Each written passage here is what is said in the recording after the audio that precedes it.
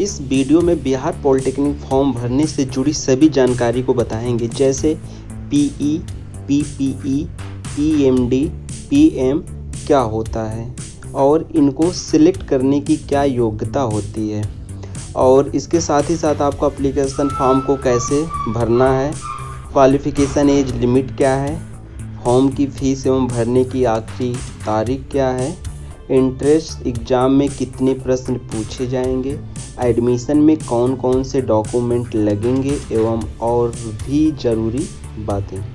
जैसा कि आपको बता दूं, पॉलिटेक्निक फॉर्म भरने की जो लास्ट डेट है वो बढ़ गई है, जो कि 10 मई 2020 हो गई है। आइए सबसे पहले जान लेते हैं कि फॉर्म भरने में कौन कौन से डॉक्यूमेंट लगेंगे। जो पहला डॉक्यूमेंट लगेगा वो है पासिंग सर्टिफिकेट, यानी आपके पास पासिंग सर्टिफिकेट होना चाहिए। दूसरे नंबर पे आता है पासिंग मार्कशीट, यानी आपके पास मार्कशीट होनी चाहिए। तीसरे नंबर पे आता है कास्ट सर्टिफिकेट, यानी आपके पास ये कास्ट सर्टिफिकेट होना चाहिए। और चौथा आता है इनकम सर्टिफिकेट, यानी आपकी जो आय है उस आय का सर्टिफिकेट होना चाहिए। पाँचवें नंबर पे आता है certificate of permanent residence of Bihar, यानी बिहार का आपके पास निवास प्रमाण पत्र होना चाहिए। फोटोग्राफ होने चाहिए और आपके सिग्नेचर होने चाहिए। दूसरे नंबर पर बात करते हैं फ़ीस की। तो दोस्तों जो फ़ीस है वो अलग अलग कैटेगरी के लिए अलग अलग है। तो सबसे पहले हम बात करते हैं कोर्स पीई ग्रुप की। अगर पीई ग्रुप की बात करें तो पीई ग्रुप के लिए यदि आप फॉर्म डाल रहे हैं तो उसके लिए आपको जनरल और ओबीसी जो हैं उनके लिए 750 देना है। यदि आप SC ST हैं तो आपको 480 फ़ीस देनी होगी। और अगर उसके बाद दूसरे जब मैं बात करूं पीपीई ग्रुप की, तो पीपीई ग्रुप वालों के लिए 850 देनी है फ़ीस। और जो रिजर्व हैं यानी SC और ST उनको 530 देनी है, 530 रुपये। और तीसरा अगर मैं बात करूं पीएमडी ग्रुप, तो पीएमडी ग्रुप के लिए आपको जनरल और ओबीसी वालों के लिए 950 रुपये देने होंगे। वही रिजर्व के लिए यानी SC ST के लिए 630 यानी 630 रुपये देने होंगे। और चौथा यदि मैं बात करूं यानी कि पीएम ग्रुप वालों के लिए जनरल और ओबीसी के लिए 1150 रुपये है। और रिजर्व कैटेगरी जो उनके लिए 730 रुपये है। आइए अब समझते हैं पीई, पीपीई, पीएमडी और पीएम ग्रुप को।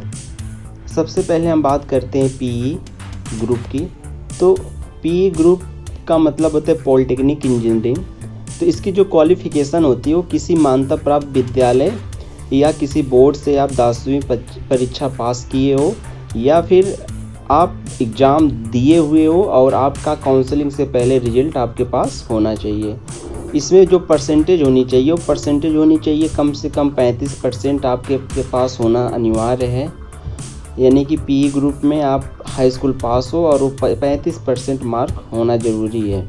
दूसरी होती है पीपीई ग्रुप, जिनको पार्ट टाइम पॉलिटेक्निक इंजीनियरिंग कहते हैं। इसमें क्वालिफ़िकेशन होनी चाहिए 10वीं प्लस ITI का होना अनिवार्य होता है, यानी आप 10वीं पास हो और आपके पास ITI होना चाहिए।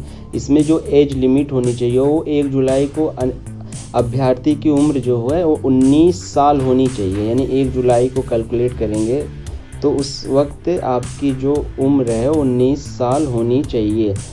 और उसके बाद तीसरे नंबर पे आता है PMD, पैरामेडिकल डेंटल। इसके लिए क्वालिफ़िकेशन जो 10वीं पास होना अनिवार्य है। ज़रूरी विषय इसमें होना चाहिए फिजिक्स, केमिस्ट्री, बायोलॉजी और इंग्लिश का 10वीं में होना जरूरी। यानी दोस्तों यदि आप 10वीं क्लास एग्ज़ाम यानी दे रहे हो या फिर दे दिए हो, आपका रिजल्ट भी आ गया हो, तो आपके पास जो 10वीं में होने चाहिए यानी फिजिक्स, केमिस्ट्री, बायोलॉजी और इंग्लिश से सब्जेक्ट होना अनिवार्य होगा, तभी आप पैरामेडिकल डेंटल का फॉर्म भर सकते हैं। और इसकी जो न्यूनतम उम्र सीमा होती है वो 31 दिसंबर 2020 को आपकी उम्र 15 वर्ष होनी ही चाहिए। चौथा नंबर है पीएम यानी पैरामेडिकल। इंटरमीडिएट लेवल पे पैरामेडिकल के लिए फॉर्म अप्लाई होता है। इसके लिए आपका जो क्वालिफ़िकेशन होनी चाहिए वो 12वीं पास होना चाहिए। और इसकी जो एज लिमिट होती है वो 17 से 32 वर्ष, यानी आपका मिनिमम एज 17 साल होना चाहिए और अधिकतम 32 वर्ष होना चाहिए। GNM के लिए 12वीं PCB विथ 40% मार्क, यानी यदि आप इसके अंदर अगर आप JNM करना चाह रहे हैं तो आपके पास फिजिक्स, केमिस्ट्री, बायोलॉजी के साथ 40% मार्क होना चाहिए। और अब एप्लीकेशन डेट्स के बारे में जान लेते हैं। तो दोस्तों जो एप्लीकेशन डेट है वो रिलीज डेट 19 मार्च से फॉर्म भरे जा रहे थे। उसके बाद last date to submit form, यानी जो लास्ट डेट का सबमिट करने का फॉर्म का डेट है वो 10 मई 2020 हो गया है। और जो फ़ी पेमेंट करने का जो लास्ट डेट हो 11 मई है, यानी कि 11 मई तक आप अपना फ़ीस का पेमेंट कर दें। और जो करेक्शन होगा यानी फॉर्म में जो भी गलतियाँ होंगी उस गलतियों को सुधारने को आपको मिलेगा 13 से लेकर 16 मई तक।